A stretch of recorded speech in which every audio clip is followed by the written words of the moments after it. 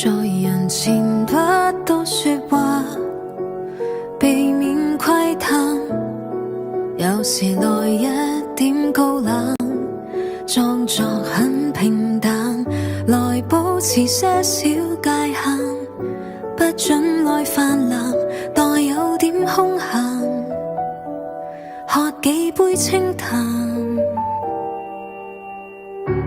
暢談人生的各樣，避免真相，我們靠得這麼近，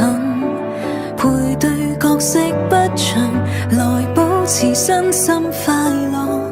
無要求什麼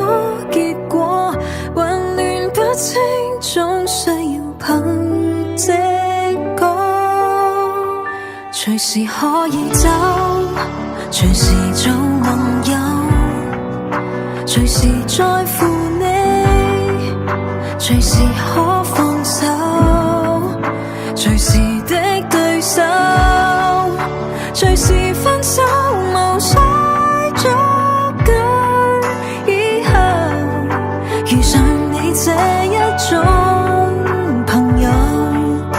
隨時隨地感受，靈魂隨地散落，必須看透。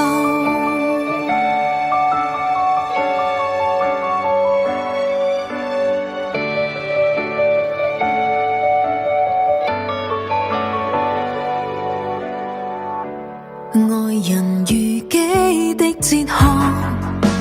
像個束縛，有人如此懂得我，說愛那要科學，來保持終身那幸福，無必要太深接觸，別用苦心，只需要憑直覺，隨時可以走，隨時做盟友，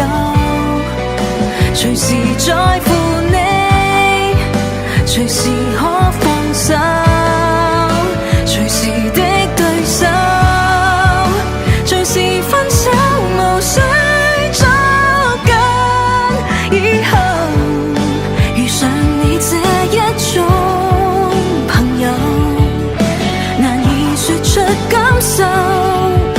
隨時隨地散開，因此可以分開繼續走，亦不需藉口，陪我就夠，原來會遇上，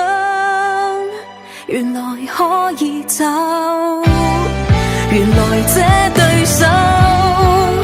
隨時分手，無需擔心以後，遇上你這種好朋友，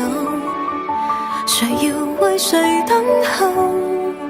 隨時隨地散落，想起某某，隨時隨地想起